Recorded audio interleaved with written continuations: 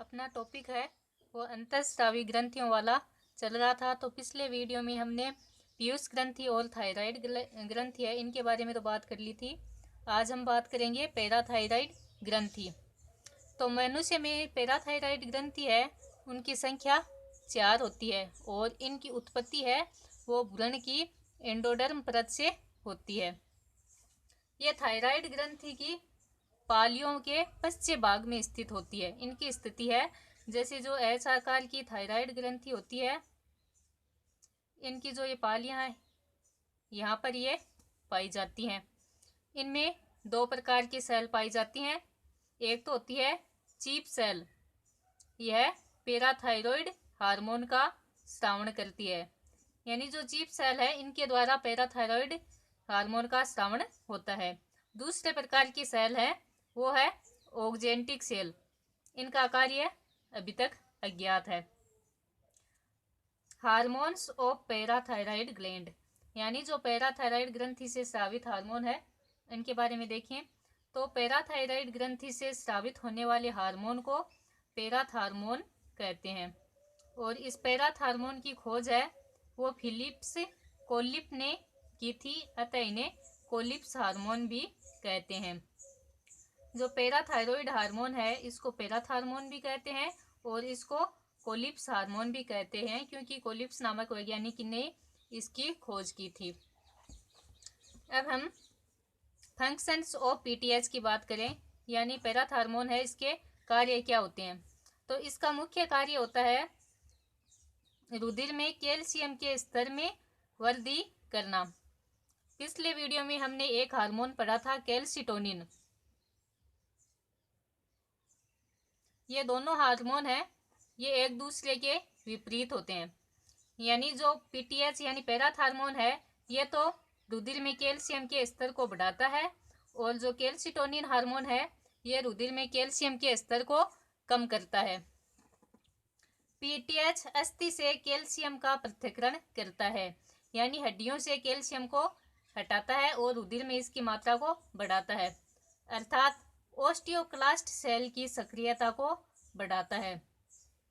Osteoclast cell होती हैं जो हड्डियों को कमजोर करती हैं, तो इनकी सक्रियता को बढ़ा देगा तो जो कैल्शियम हड्डियों में है वो हड्डियों से निकल करके ब्लड में आ जाएगा, जिससे अस्थियों से कैल्शियम मुक्त होने लगता है और इस प्रकार रुधिर में कैल्शियम का स्तर बढ़ता है।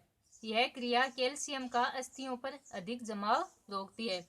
यानी कैल्शियम है वो अस्थियों पर अधिक मात्रा में जमा हो जाता है, तो ये पीटीएच क्या करता है इनको रुधिर में ट्रांसफर कर देता है। यह विटामिन डी को कैल्सिफिरोल हार्मोन में परिवर्तित करता है।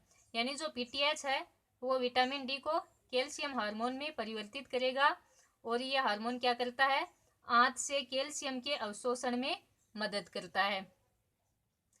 इनका अगला कार्य है पीटीएच है वो नेफ्रॉन की डीसीटी यानी दूरस्थ कुंडलित नलिका होती है उससे कैल्शियम के पुनः अवशोषण को प्रेरित करता है।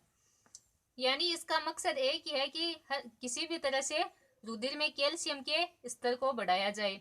तो ये ओस्टियोक्लास्ट सेल को सक्रिय करती है जिससे हड्डियों से निकल करके रक्त में आ जाता है कैल्शियम। दूसरा है ये विटामिन डी को कैल्सिफिरोल हार्मोन में परिवर्तित करता है जो आंत से कैल्शियम के अवशोषण में मदद करता है। अगला कार्य करता है ये नेफ्रॉन की जो डीसीटी है उससे कैल्शियम के पुनः अवशोषण को प्रेरित करता है। और पीटीएच के द्वारा रुधिर में फॉस्फेट आयन के स्तर को कम किया जाता है। जो कैल्सिटोनिन है वो तो फॉस्फेट आयन के स्तर को बढ़ाता है और जो ये पीटीएच है वो फॉस्फेट आयन के स्तर को कम करता है।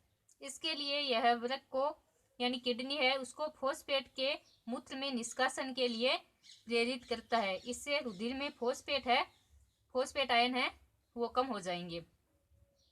अब हम देखें कि पीटीएच है इसके कम स्रावण से और इसके ज्यादा स्रावण से क्या प्रभाव पड़ते हैं।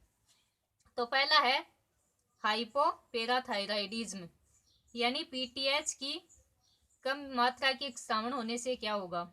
तो पीटीएच की कमी से रुधिर में कैल्शियम का स्तर घट जाता है। यह तंत्रिका तथा पेशियों की उत्तेजना में वृद्धि करता है, लेरिंग्स चेहरे तथा हाथ पैर की पेशियों में स्थायी संकुचन हो जाता है। इस स्थिति को बोलते हैं पैराथायरॉयड टिटेनी। यानी पीटीएच की कमी से पैराथायरॉयड टिटेनी नामक बीमारी होती है। अगला पॉइंट है हाइपर पैराथायरॉयडिज्म, यानी जो पीटीएच हार्मोन है इसके ज्यादा स्रावण से क्या होता है। तो पीटीएच के अधिक स्रावण से ओस्टियोपोरोसिस रोग हो जाता है। ओस्टियोपोरोसिस रोग होता है जिसमें हड्डियां कमजोर हो जाती हैं। इस रोग में अस्थियां कमजोर तथा भंगुर हो जाती हैं। तो कम श्रावण से तो हो गया टिटेनी और इसके अधिक श्रावण से हो गया ओस्टियोपोरोसिस। और पीटीएच की अधिक मात्रा से कैल्शियम का रक्त में जमाव हो जाता है, यानी रुधिर में कैल्शियम बहुत ज्यादा बढ़ जाएगा इसके ज्यादा श्रावण से। तो ये जो कैल्शियम बढ़ा हुआ कैल्शियम है वो किडनी में जाकर के इकट्ठा हो जाता है। ये आज हमने बात की है पैराथायरॉयड ग्रंथि के बारे में।